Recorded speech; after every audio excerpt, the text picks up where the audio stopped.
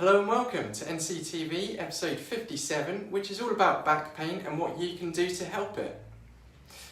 If you've ever had back pain in the past or currently experience it, then you'll be in good company, as over 60% of people in the UK at least have had back pain at some point in their lives.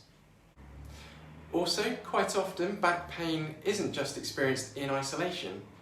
If stemming from the lower back, it can sometimes cause symptoms in more remote parts such as the buttocks, groin, hips and legs, which is commonly called sciatica. More about that can be seen back in episode 31. If stemming from the neck, then this can cause symptoms such as dizziness, headaches, clicking jaw, pins and needles and more. In most cases, the pain is not caused by anything too serious and will usually get better over time, although in some cases it can last a long time and reoccur. Back pain can develop with no cause, apparently, although some of the more commonly associated conditions include muscle and ligament sprains and strains, bulging vertebral discs, arthritis and osteoporosis.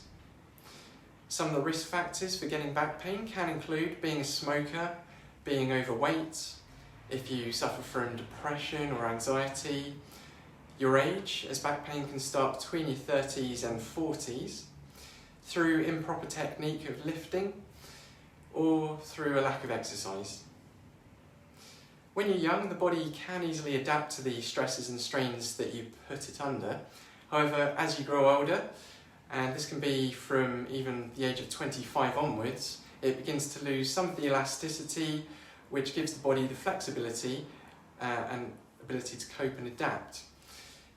In particular, this applies to the discs between the vertebrae and the joints that connect them.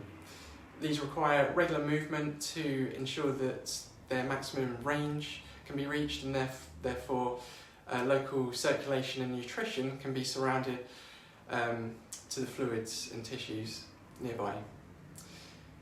With that in mind, here are 10 things that you can do to help reduce back pain, prevent it or speed up your recovery, such as 1. Staying as active as possible and trying to continue with your daily activities.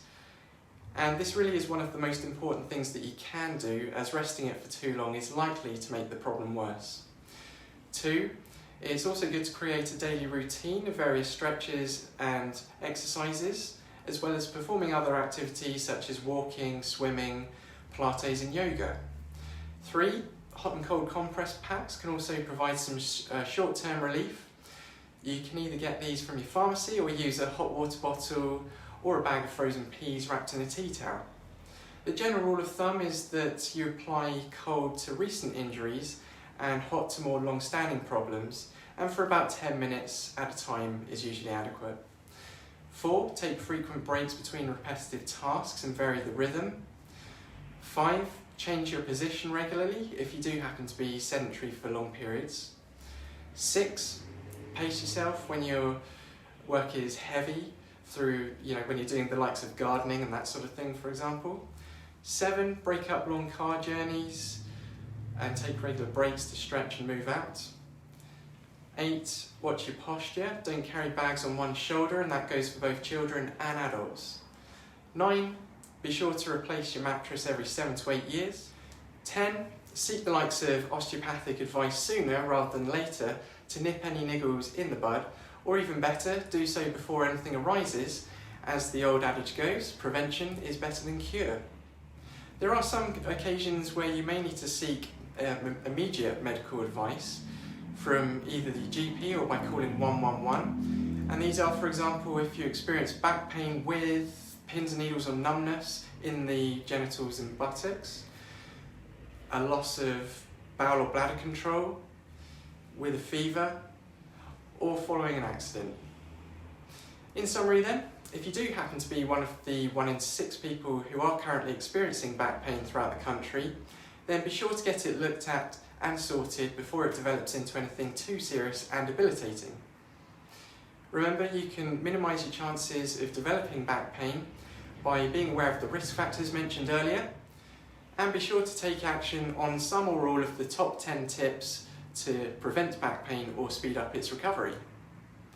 That's your bite-sized bit to help your health flourish for today, and I'll see you again next time. Bye bye.